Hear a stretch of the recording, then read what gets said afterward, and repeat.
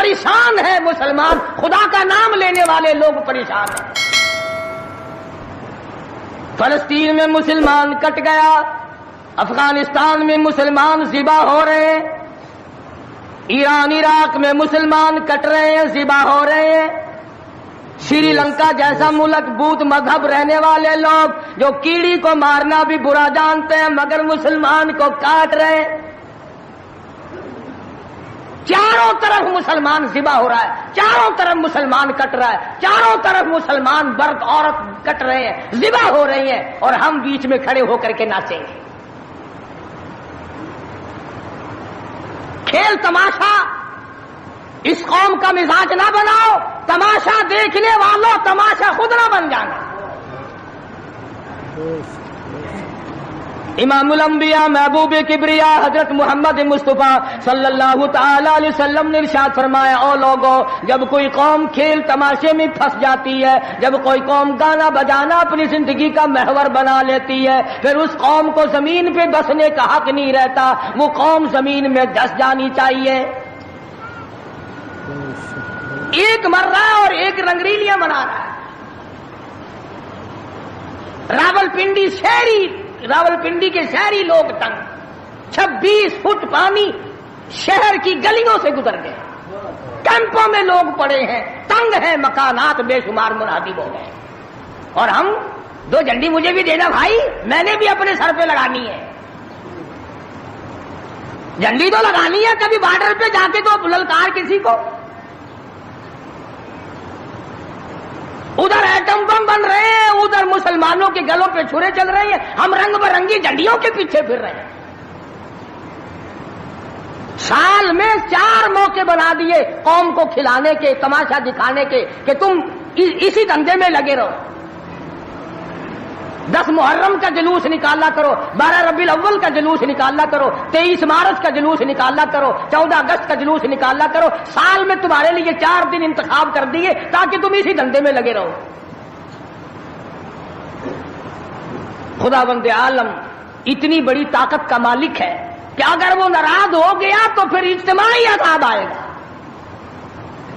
قومی عذاب نہ آ جائے۔ 14 اگست اللہ کے سامنے عاجزی کرنے کا دن تو ہے، استغفار کرنے کا دن تو ہے، توبہ کرنے کا دن تو ہے، اللہ سے ملک کے لیے، قوم کے لیے دعائیں مانگنے کا دن تو ہے، قرآن خوانی کے لیے دن ہے، درود شریف پڑھنے کا دن ہے، اللہ اللہ کرنے کا دن ہے۔ چاروں طرف یہود و نصارہ، ہندو کافر جو مسلمانوں کے خلاف سازشیں بنا رہے ہیں، ان کو ختم کرنے کے لیے، ان کو مرنے اور ان کے ملیا میٹ کے لیے دعا کرنے کا دن تو ہے، خیرات کرنے کا دن تو ہے، اللہ اللہ کرنے کا دن تو ہے، ناچ کا نہیں، گانے کا نہیں، ڈھول ڈھپڑے کا نہیں۔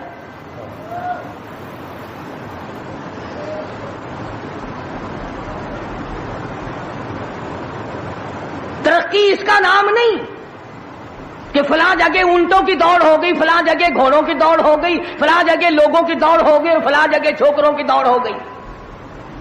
ترقی کے اور بڑے راستے کچھ کر کے دکھاؤ۔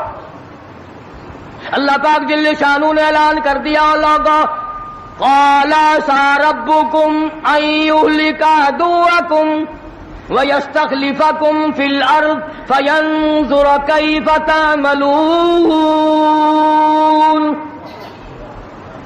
اللہ پاک فرماتے ہیں تم یوں نہ سمجھا کرو کہ تم تخت پہ بیٹھ گئے تو مجھ سے چھپ گئے۔ شہنشاہ، ملک کے مالکوں، تخت و تاج کے مالکوں، یہ نہ سوچا کرو کہ یہاں بیٹھ کر اب خدا کی نظر ہم پہ نہیں پڑتی۔ فرمایا میری وہ ذات ہے لمن الملک اليوم، میں وہ ہوں، پوچھوں گا کون ہے آج کے دن دم مارنے والا۔ اليوم تجزا کل نفس بما کسبت، کسی پر ظلم نہیں کیا جائے گا، کوئی بول نہیں سکے گا، جواب نہیں دے سکے گا، کیوں؟ دربار الہی ہوگا۔ کہتا وہ ایسی روب کی جا ہے کہ دربار الہی میں ہزاروں سر بلندوں کا عزیزوں سر جھکا ہوگا۔ بڑوں بڑوں کے سر جھک جاتے ہیں، اپنی مرضی سے نہ جھکے تو خدا جھکا دیتا ہے۔ فرمایا یہ تمام کا تمام نظام میری طرف سے چلتا ہے، تم عارضی ہو، تم جیسے پہلے کئی آئے اور کئی چلے گئے، تم بھی نہیں رہو گے۔ اللہ پاک نے فرمایا باقی رہے گی میری ذات۔ اس لیے ہوش کر کے ہر آدمی کو قدم اٹھانا چاہیے، تاجر کو بھی، پیر کو بھی، مولوی کو بھی، افسر کو بھی، تمام لوگوں کو ہوش کر کے قدم اٹھانا چاہیے۔ کوئی ایسی صورت نہ ہو جس سے خامخواہ ہم عذاب میں گرفتار ہو جائیں۔ حضرات صحابہ کرام رضوان اللہ تعالی علیہ مجمعین انہی چیزوں سے ڈرا کرتے تھے۔ خود مدنی کریم صلی اللہ تعالی علیہ وسلم کا یہ حال ہے، راستے میں پڑی ہوئی ایک کھجور آپ نے اٹھا کر منہ میں ڈال لی۔ سیدہ فرماتی ہیں ہماری اماں ام المومنین رضی اللہ تعالیٰ عنہ کہ ساری رات حضور کو نیند نہ آئی، میں نے بار بار پوچھا کیا بات ہے، کوئی تکلیف ہے؟ فرمایا نہیں۔ پھر نیند کیوں نہیں آتی؟ فرمایا راستے میں کھجور پڑی تھی، میں نے اٹھا کر اس لیے منہ میں ڈال لی ضائع نہ ہو جائے، اب مجھے یہ بات تنگ کر رہی ہے، نہ معلوم کسی کا حق نہ ہو اور میرے حلق کے نیچے چلا گیا، قیامت میں اگر مطالبہ کیا تو میں کیا جواب دوں گا؟ سیدنا فاروق اعظم رضی اللہ تعالیٰ عنہ کا زمانہ آیا، آپ نے اہل مدینہ کو اکٹھا فرمایا اور فرمایا کہ تم جانتے ہو میں تجارت کرتا تھا اور آج تم نے مجھے ایک کام میں مشغول کر دیا خلافت کے، اب میرے گزر اوقات کی کیا صورت ہوگی؟ تو تمام صحابہ کرام نے، اہل مدینہ نے یہ فیصلہ کیا کہ متوسط درجے کا جو کھانا ایک عام آدمی کھا سکتا ہے اتنا وظیفہ مقرر ہو جائے۔ چنانچہ فاروق اعظم رضی اللہ تعالیٰ عنہ کا وظیفہ مقرر ہو گیا۔ امیر المومنین خلیفۃ المسلمین 22 لاکھ مربع میل کا حکمراں، کابل سے لے کر طرابلس تک کا حکمراں فاروق اعظم، جس کو خدا کے نبی نے اللہ میاں سے مانگ کے لیا۔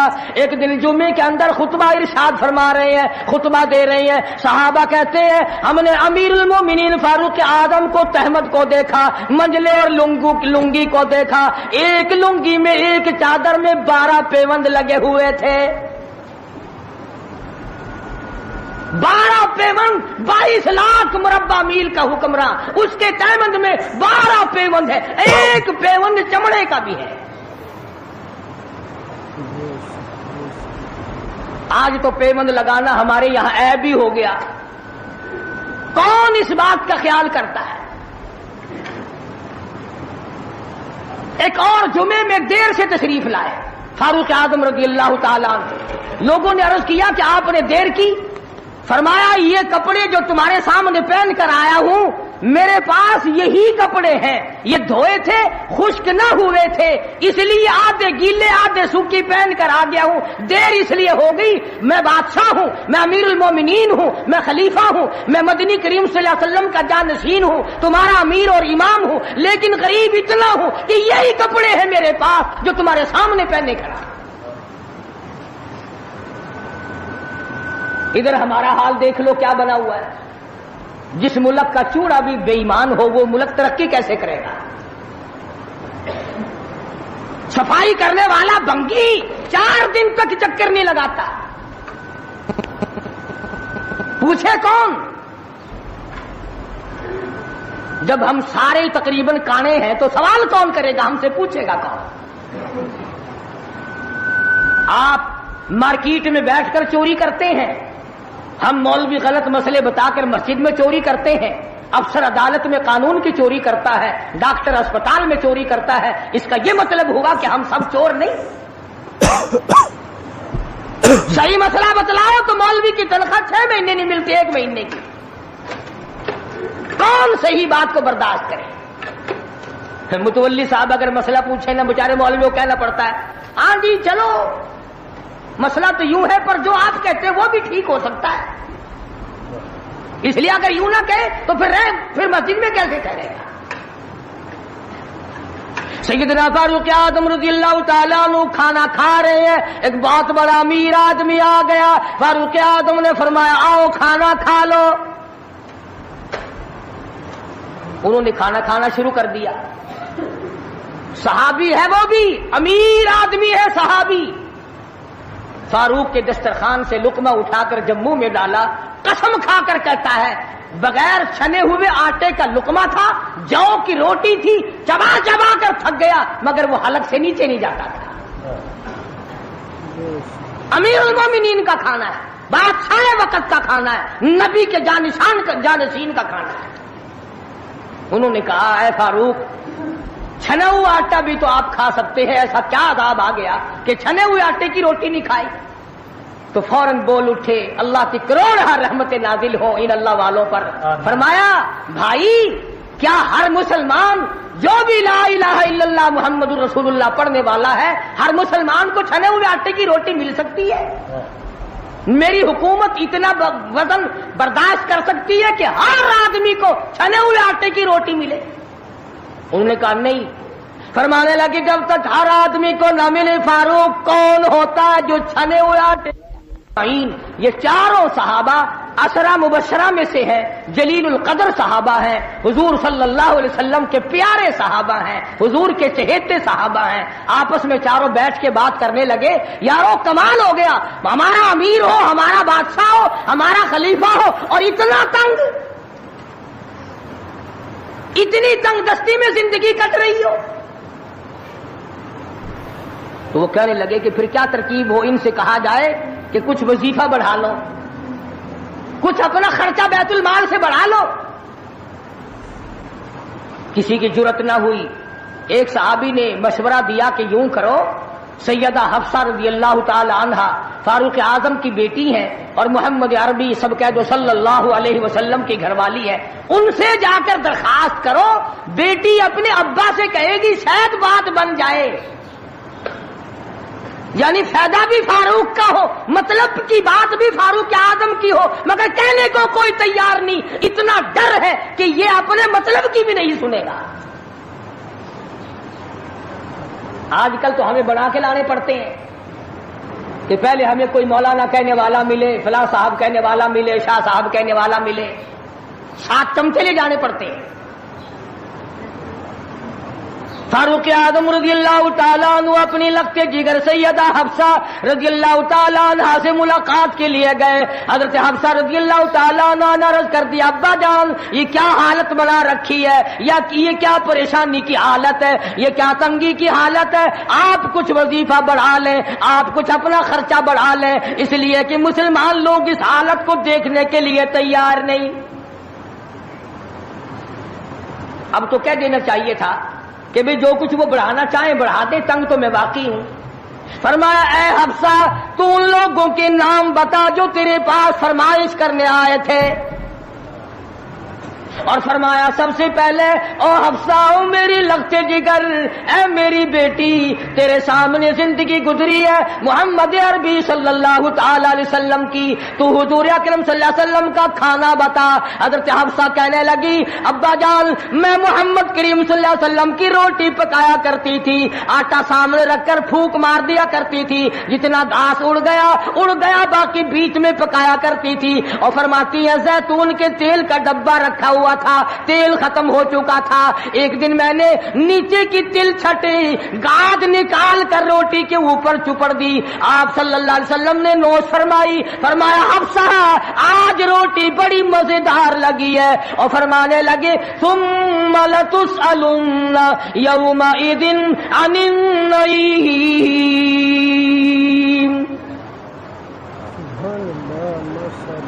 فاروق اعظم رضی اللہ تعالیٰ عنہ فرمانے لگے، اے حفصہ میرے تیرے نبی نے، میرے تیرے محبوب نے دنیا میں یہ کھانا کھایا ہو اور میں ان سے الگ کھانا تلاش کروں، میری ان کی ملاقات کیسے ہوگی؟ اور فرمایا اے حفصہ بستر بتا محمد کریم صلی اللہ تعالی علیہ وسلم کا. فرمانے لگی ایک ٹاٹ کی لمبی ساری چادر بنی ہوئی تھی، دوپہر گرمی میں اس کو 4 طے کر کے بچھا لیا جاتا تھا، سردیوں میں آدھا نیچے آدھا اوپر اوڑھ لیا جاتا تھا. فاروق اعظم رونے لگے، حفصہ محمد کریم صلی اللہ علیہ وسلم اس حالت میں رخصت ہو گئے. اور پھر آپ نے پوچھا اے حفصہ آخری وقت میں مدنی کریم صلی اللہ علیہ وسلم کے بدن مبارک پہ لباس کیسا تھا؟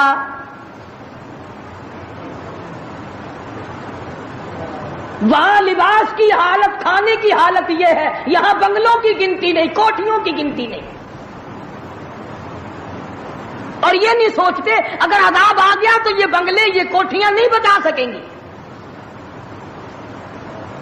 یہ رشوت بٹور بٹور کر کے محل بنانا، یہ تو کبھی بھی کام نہیں آئے.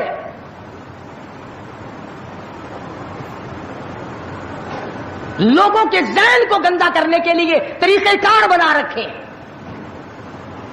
خدا کی بات پرس سے کون پیچھے رہ سکتا ہے؟ جب وہ پکڑتا ہے پھر توبہ کی مہلت نہیں دیتا. فرعون کے سر میں 400 سال تک درد کبھی نہیں ہوا، نزلہ کبھی نہیں ہوا. فرمایا حتی اذا ادرکہ الغرق،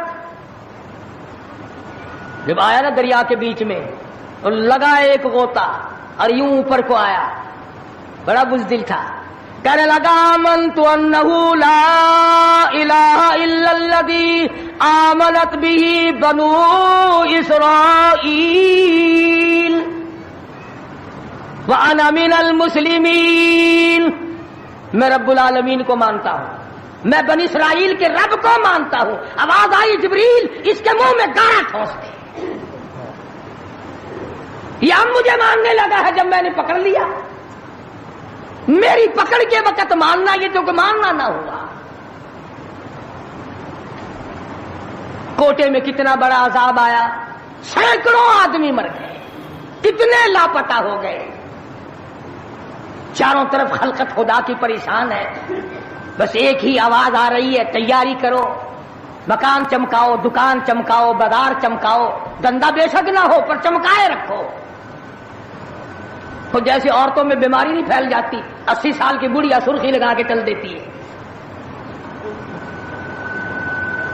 چمک، کارنامے کی چمک پیدا کرو، اعمال کی چمک پیدا کرو، ایمان کی چمک پیدا کرو. محمد کریم صلی اللہ علیہ وسلم کے نظام کو چلا کر وہ چمک پہ دھمک پیدا کرو، وہ ترقی پیدا کرو کہ دنیا کی قوم کو پتا چل جائے کہ یہ اللہ اور اس کے رسول کے ماننے والے بن گئے. اب ان سے خطرہ کھاؤ. تمہیں معلوم ہے فاروق کے ایک ایک کپڑے میں پیوند تو 12 تھے، پیٹ میں روٹی جو کی تھی، مگر چاروں طرف کے کافر کڑپا کرتے تھے، لرزتے تھے کہ اگر فاروق کا ادھر سے گزر بھی ہو گیا تو بات بگڑ جائے گی. یہاں تک حالات بنے صحابہ کرام کے، اللہ تعالیٰ کی کروڑ رحمت نازل ہو صحابہ کرام کی قبروں پر آمین کہو کہ 5 لاکھ کے مقابلے میں 5 محمد کے غلام کامیاب ہو گئے. 5 لاکھ کے مقابلے میں حضور کے 5 غلام کامیاب. اسپین میں 3 مسلمان گئے، پورے ملک کے مقابلے میں 3 مسلمان کامیاب. جو مسلمان تھے صحیح معنوں میں. مسلمان کو کوئی شکست نہیں دے سکتا، مسلمان کو کوئی مار نہیں سکتا. آج ہم یہودیوں اور عیسائیوں کا کھلونا بن کر کے مار کھا رہے ہیں.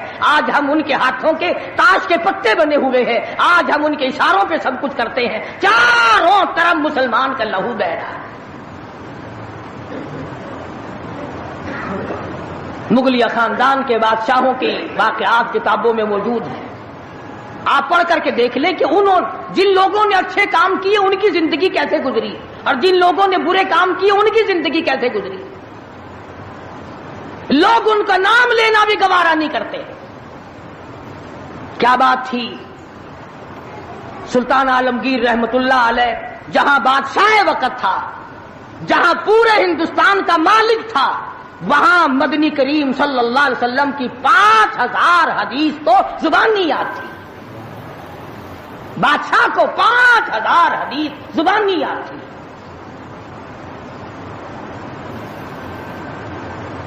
سلطان صلاح الدین خلجی رحمہ اللہ بادشاہ گزرا ہے. ہمارے یہاں عربی مدارس میں ہدایہ کتاب پڑھائی جاتی ہے 2 سال میں. پڑھنی آتی ہے، سمجھی تو کیا جائے گی. سلطان صلاح الدین خلجی بادشاہ ہو کر مکمل ہدایہ زبانی یاد تھا، زبانی یاد تھا. عالمگیر بادشاہ کی فوج کا جو کمانڈر تھا وہ اتنا بڑا عالم تھا کہ آج بھی شرع عقائد وغیرہ اور امور عامہ اور میر زاہد وغیرہ جو کتابیں ہیں منطق کی اور طرح طرح کی، یہ تمام عالمگیر کی فوج کے کمانڈر کی لکھی ہوئی. اللہ والے تھے. اور حد یہاں تک ہو گئی کہ مغلیہ خاندان کی ایک لڑکی ہے سلیمہ سلطانہ، اس نے قرآن مجید کی ترجمے کی تفسیر کی کتاب مانگی. ملا عبد القادر بدایونی انچارج ہے کتب خانے کا، کتاب گم ہو گئی تو لڑکی نے باپ سے لڑ کر جائیداد ضبط کرا دی کہ قرآن کی تفسیر کی کتاب کتب خانے سے کیوں گم ہو گئی. اتنا بڑا علم کا قدر تھا لوگوں کے دلوں میں. اور محمد کریم صلی اللہ علیہ وسلم کے دین کو لوگ بادشاہ مانا کرتے تھے، وزیر مانتے تھے، سفیر مانتے تھے، درویش و قلندر مانتے تھے. عوام کے تمام جذبات جو تھے وہ اسلام کے صحیح احساسات کے مطابق تھے. تو میں عرض کر رہا تھا یہ کسی کا گلہ نہیں، یہ کسی کا شکوہ نہیں، کسی کو گالیاں دینا مقصود نہیں. اگر اتنی بات کہہ دوں تو کوئی بیجا نہ ہوگا کہ حرف آئے نہ کہیں، حرف آئے نہ کہیں ان کی مسیحائی پر، حرف آئے نہ کہیں ان کی مسیحائی پر. اور درد اتنا تو نہ تھا تیری دوا سے پہلے. یہ تو بہت زیادہ کڑوی ثابت ہوئی تیری دوا. یہ تو پہلے درد سے بھی زیادہ درد ہو گیا، تو نے یہ کیسی دوا پلا دی. اور بڑا عجیب شعر یاد آیا، فرق ہے تیرا میرا. فرق یہ کہتا کہ تیرا پیام اور ہے میرا پیام اور ہے، تیرا پیام اور ہے میرا پیام اور ہے، عشق کے درد مند کا طرز کلام اور ہے. دیوانوں کی باتیں اور ہیں، تمہارا طرز زندگی اور ہے. ہم نے صحابہ سے طرز زندگی سیکھا، ہم نے محمد عربی صلی اللہ علیہ وسلم سے طرز زندگی سیکھا، ہم نے عمر بن عبدالعزیز سے طرز زندگی سیکھا، ہم نے سلطان عالمگیر سے سیکھا، سلطان صلاح الدین خلجی سے سیکھا، ہم نے شمس الدین التمش سے سیکھا. تم نے طرز زندگی انگریز سے سیکھا. کب تک انگریز کے ترقی کے وارث بنو گے؟ انگریز کا لعنتی قانون کیوں پیارا لگتا ہے؟ وہی رسم و رواج، وہی طریقہ کار. کچھ کم تو ہوگی، ورنہ اب بھی کئی لوگ گلے میں پھانسی لٹکا کے چلتے ہیں اور فخریہ انداز میں چلتے ہیں کہ میرے گلے میں پھانسی لٹکی ہوئی ہے. جو لباس یہودی کا ہے، جو لباس ایک عیسائی کافر کا ہے، وہ مسلمان کے لیے زیب نہیں، کامیابی کا ضامن نہیں ہو سکتا. 4 دن نماز کا مذاق اڑایا گیا تھا 2 سال پہلے. دفتروں میں صفیں بچھی، لوٹے آئے، یار لوگ اٹھ کے چائے کے لیے جانے لگ گئے. ارے بھی آؤ نا نماز پڑھو. انہوں نے کہا یار تم پڑھو، ہم ابھی آتے ہیں. 4 دن کی نماز. ورنہ قوم کی اقتصادی حالت، قوم کی اخلاقی حالت اور قوم کی نمازی حالت اگر ٹھیک ہو تو بزرگوں نے لکھا ہے کہ اس قوم کو کوئی نیچا دکھا ہی نہیں سکتا. 3 چیزیں پیدا کرو: قوم کی نمازی حالت سدھارو، قوم کی اخلاقی حالت سدھارو، قوم کی اقتصادی حالت سدھارو. اس قوم کو کوئی نیچا نہیں کر سکتا. جس قوم کے ہاتھ میں تلوار ہو اور سینے میں قرآن ہو اور بازو میں جان ہو، اس قوم کو کوئی نیچا نہیں کر سکتا. لیکن جو قوم ناچ گانے کی عادی بن جائے، جو قوم میلے ٹھیلوں کی عادی بن جائے، جو قوم رسم و رواج کے پیچھے لگ جائے اور خدا کے قرآن کو صرف مردوں کے لیے اٹھا کے رکھ دے، اس قوم کا خدا کے پاس کوئی ضمانت نہیں ہے. میں یہ عرض کر رہا ہوں کہ چاروں طرف مسلمانوں کی مصیبت ہی مصیبت ہے. اپنے ملک میں بھی کوٹے میں، راولپنڈی میں، فلسطین میں، ایران عراق میں، افغانستان میں، سری لنکا میں، چاروں طرف مسلمانوں پر عذاب آیا ہوا ہے. تو ہمیں اللہ میاں سے ڈرنا چاہیے، ہمیں خوف کھانا چاہیے، ہمیں دعا مانگنی چاہیے، ہمیں سجدے میں پڑھ کے رونا چاہیے، ہمیں جھنڈیاں لگا کر ناچ نہیں کرنا چاہیے. اور جو ایسا کرتے ہیں وہ غلط ہے، جو کراتے ہیں وہ بھی غلط ہے. ہم اس بات میں کسی سے نہیں ڈرا کرتے. حکومت کرے، حکومت کرائے، چھوٹے کی یونین کرائے، ایم ڈی اے کمیٹی کوئی بھی کرائے، اس وقت میں یہ حرکت بالکل غلط. تم کو سکھایا کسی نے ہے یہ کہ قوم کو کھیل تیشے میں، کھیل تماشے میں پھنسا کر اپنا الو سیدھا کرنا چاہتے ہو؟ قوم کی نمازی حالت کو بہتر بناؤ، قوم کی اقتصادی حالت بہتر بناؤ، قوم کی اخلاقی حالت بہتر بناؤ، قوم کو سمجھاؤ کہ بہو بیٹی کی عزت ایک ہے، بہن بیٹی کی عزت ایک ہے، تم سب کی بہن ایک ہے، تم سب کی عزت اور آبرو ایک ہے، تمہارا خدا ایک ہے، تمہارا نبی ایک ہے، تمہارا کعبہ ایک ہے، تمہاری دلی اللہ پاک نے جنت ایک بنائی ہے اور ایک ایمان کا رستہ بنایا ہے۔ کسی سے دھوکہ کرنا، کسی سے فریب کرنا، کسی سے دغا بازی کرنا، لوٹ کھسوٹ مچانا، یہ طریقہ بالکل غلط ہے، اور فضول اور عبث اور ضائع کرنا۔ ویسے کہتے ہیں غریب ملک ہے، غریب ملک ہے جی، غریب ملک، کروڑوں روپیہ غریب ملک کے پاس کہاں سے آ جاتا ہے ضائع کرنے کے لیے؟ ہم تو یہ کہیں گے کہ کل کو 14 اگست ہے، کل کو زیادہ سے زیادہ عبادت کرو، فلم نہ دیکھو، تلاوت کرو، استغفار کرو، اور وہ شہداء جنہوں نے 47 میں اپنی جانیں قربان کی، اپنی عزت قربان کی، اپنا سب کچھ قربان کر دیا، خدا کی قسم آج تک لوگ ایسے موجود ہیں 36 سال کے بعد بھی سیٹ نہ ہوئے۔ ان کی روحوں کو قرآن پڑھ پڑھ کر کے بخشو، ان کے لیے بخشش کی دعائیں کرو، خراج تحسین پیش کرو ان لوگوں کو جنہوں نے اس ملک کو حاصل کرنے کے لیے اپنی جان کا قیمتی نذرانہ پیش کیا۔ تمہارا کیا ہے؟ تمہارا تو ناخون بھی نہیں کٹا۔ ہاں، تمہیں کیا تکلیف پہنچی تھی ملک بنانے میں؟ کب تم بنانے والوں میں آگے آئے تھے؟ اب جو مرتا اخبار میں آ جاتا فلانا بھی تحریک پاکستان کا بانی تھا، ہم نے بانی دیکھے نہیں؟ عوام نے بنایا ہے، لوگوں نے بنایا ہے، اور لوگ ہی اس کی خیر خواہی کر سکتے ہیں۔ اور لوگوں کو چاہیے کہ ایک اور بات میری سن لو آخری، اگر یہ ملک نہ رہا تو پھر مسلمانوں کو روئے زمین پہ جگہ ملنی مشکل ہو جائے گی۔ جغرافیائی حیثیت سے اس کا محل وقوع ایسا ہے کہ یہ مسلمانوں کے پاس رہا تو چاروں طرف کے مسلمانوں کو سانس آئے گا، اور یہ بچے گا خدا کے قرآن کے صدقے میں، یہ بچے گا نبی کے لائے ہوئے فرمان کے صدقے میں، یہ ہماری کوششوں سے یا ہمارے ہے زیادہ ہتھیار بنانے سے نہیں بچتا ہے۔ تو اس لیے قرآن مجید کو جگہ دو، اسلام اور ایمان کو جگہ دو، قرآن کا جھنڈا بلند کرو، ایمان کا جھنڈا بلند کرو۔ آؤ 14 اگست کو مل کر سب دعا کریں کہ ہم آئندہ جھوٹ نہیں بولیں گے، ہم آئندہ رشوت نہیں لیں گے، ہم آئندہ کسی سے دغا نہیں کریں گے، ہم کم نہیں تولیں گے، ہم کم نہیں ناپیں گے، ہم ملاوٹ نہیں کریں گے، ہم غلط مسئلے بتا کر لوگوں کے ایمان کا بیڑا غرق نہیں کریں گے۔ پھر تو ہمارے لیے یہ بڑا بہترین دن ہے۔ اور اگر ہم ان تمام چیزوں میں سے کچھ بھی چھوڑنے کو تیار نہیں، پھر اس دن کی کوئی حیثیت نہیں، پھر کھیل تماشے کا دن ہے اور کچھ نہیں۔ خدا بند عالم نے صاف لفظوں میں فرما دیا کہ ان یترکوا ان یقولوا آمنا، کہ صرف اتنا کہنے پر نجات نہیں ہے کہ اے خدا ہم تیرے ماننے والے ہیں، بلکہ اس کہنے کے بعد اس کے پورے فرمان کو ماننا پڑے گا۔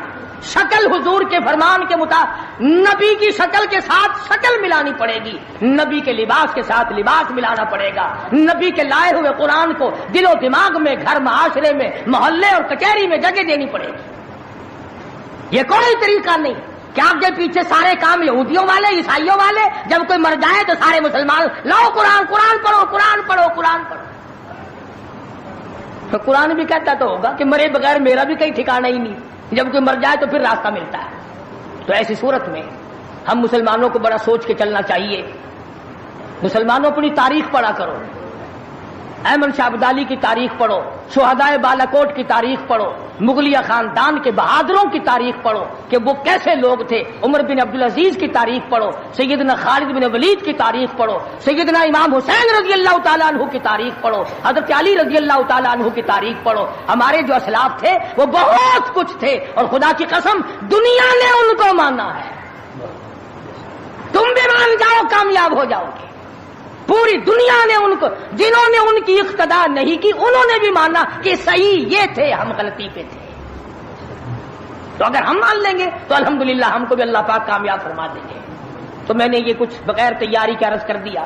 جن لوگوں کو زیادہ شوق ہو 14 اگست کی کیسٹ سننے کا، پچھلے سال میں نے بہت کچھ بیان کر دیا تھا، یہاں بچوں کے پاس باہر 14 اگست کی کیسٹ بھی میں نے بھی پوچھا تھا۔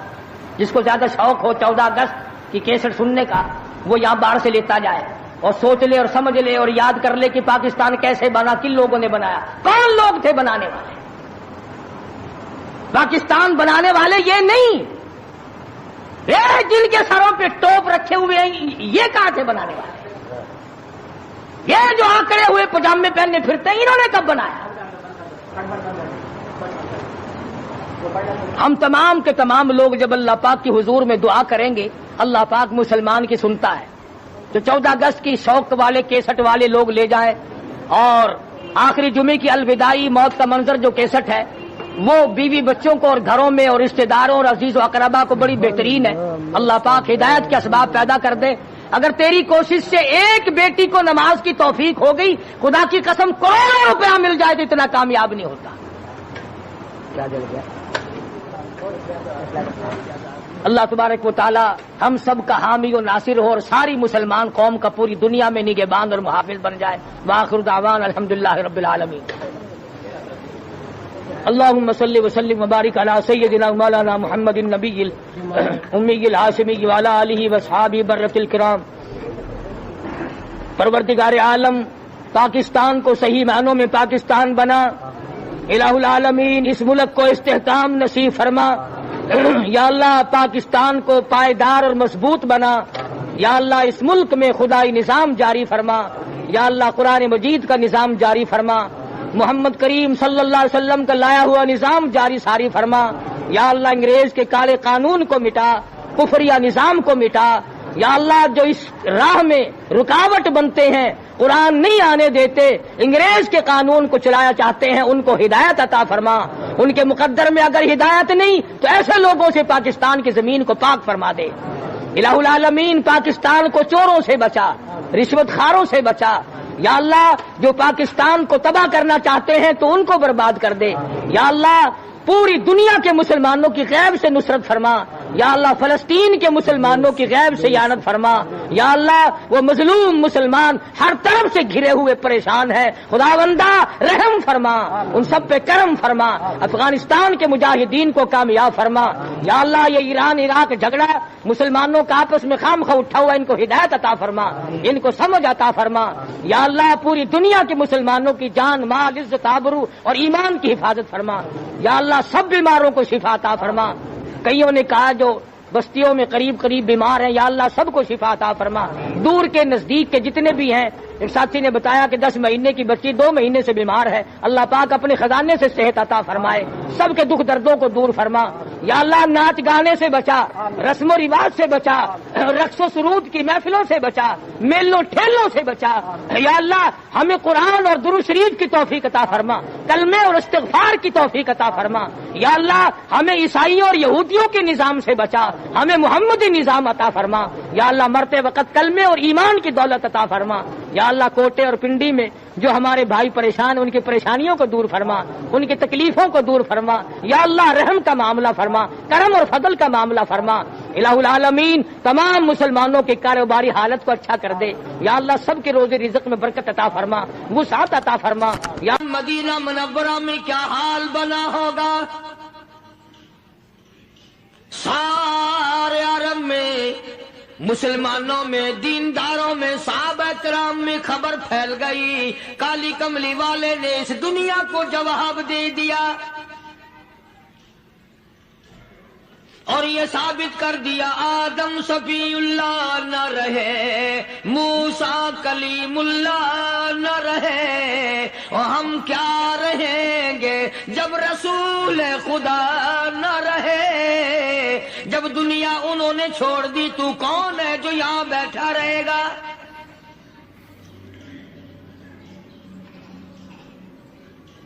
سیدنا فاروق اعظم رضی اللہ تعالیٰ عنہ جیسے بہادر فرمانے لگے, جو یوں کہے گا میرے نبی فوت ہو گئے میں اس کی گردن اتار ماروں گا. میرا نبی فوت نہیں ہو سکتا, میرا نبی دنیا سے نہیں جا سکتا, میرا نبی ہمیشہ ہمیشہ کے لیے رہے گا. لیکن جناب ابو بکر صدیق نے قرآن کریم کی آیت سنا کر کے سمجھایا, فرمایا وما محمد الا رسول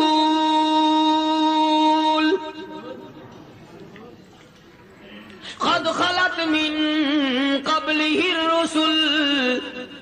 اور لوگوں ہر نبی آئے رخصت ہو گئے، ہر نبی آئے رخصت ہو گئے، دنیا نہ پائیدار جگہ ہے، عارضی زندگی، مستعار زندگی، نہ پائیدار زندگی، فانی زندگی ہر کوئی لے کے آتا ہے، جب جانے لگتا ہے تو پتہ بھی نہیں چلتا۔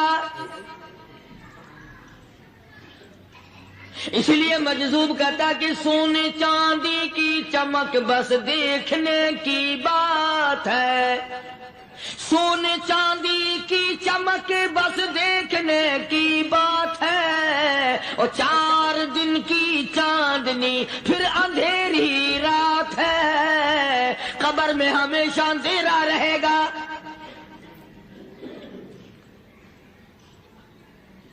صحابہ اکرام نے وہ صدمہ دیکھا، وہ پریشانی دیکھی، کائنات میں کسی نے نہیں دیکھی۔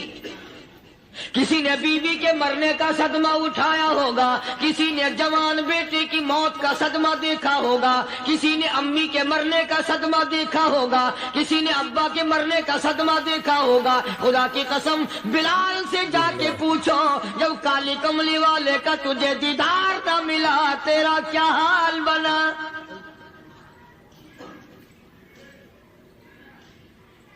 صحابہ اکرام نے وہ عشق نبھایا، کمال کر دیا۔ بڑے سے بڑی مصیبت آئی، اسلام کا سودا نہیں، ایمان کا سودا نہیں، دنیا کی طرف آئے ہی نہیں۔ کون ان حضرات کا مقابلہ کرے گا؟ کئی لوگ کہہ دیتے ہیں جی صحابہ انسان تھے، ان سے بھی غلطی ہو، میں ٹھیک ہے، میں کہتا ہوں تھے تو انسان، پر یہ دیکھو شاگرد کس کے ہیں۔ صحابہ ہیں تو انسان، پر یہ اندازہ لگاؤ مرید کس کے ہیں۔ صحابہ ہیں تو انسان، پر یہ سوچو کہ یہ مقتدی کس کے ہیں۔ صحابہ ہیں تو انسان، پر یہ دیکھو صحابہ اگر سپاہی ہے تو کالی کملی والا کمانڈر ان چیف ہے۔ براہ راست محمد عربی صلی اللہ علیہ وسلم کے صحابہ شاگرد ہیں، صحابہ حضور کے مرید ہیں، صحابہ حضور کے مقتدی ہیں، صحابہ حضور کی فوج کے سپاہی ہیں۔ ایک ایک نے کمال کر دیا۔ جناب ابو بکر صدیق رضی اللہ تعالیٰ عنہ فرماتے ہیں میں اچانک محلے میں جا نکلا۔ ابو بکر کہتا ہے میری یہ عادت تھی، شروع پہ جو اسلام آیا مکے میں، چودھری مارتے ہیں، رئیس مارتے ہیں، سردار مارتے ہیں، کمزوروں کو مارتے ہیں، جو کلمہ پڑھتا تھا پہاڑ ٹوٹ جاتے تھے، پیر پکڑ کر مکی کی گلیوں میں گھسیٹا جاتا تھا، چمڑا ادھر جاتا تھا۔ آج یہ بات کہنا بڑا آسان ہے، تبلیغی ساتھی سفر کرتے ہیں، تکلیف اٹھاتے ہیں، اگر جی جاؤ کافروں کو کلمہ سکھا کے آؤ، اور کلمہ تو تیرے پلے نہیں تو کافروں کو تو پھر پہنچائیں گے نا۔ 80 سال کی عمر ہے، کلمہ صحیح نہیں آتا، قبر بالکل سر پہ ہے، موت سر پہ ہے، قبر سامنے ہے، پھر بھی کلمہ نہیں آتا۔ اور میں تو کئی مرتبہ کہا کرتا ہوں کہ یہ بھی فکر کیا کرو کہ اس نبی کی ذات پر تم درود پاک پڑھتے ہو صلی اللہ علیہ وسلم، جس کی ذات پہ خود خدا درود بھیجتا ہے، فرشتے بھیجتے ہیں۔ ہزاروں بار مجھ کو عنبر سے منہ دھو کر کے اگر درود پڑھو تو ڈرنا چاہیے بے ادبی نہ ہو جائے، تو غلط ہو درود پڑھتا ہے نبی کی ذات پہ۔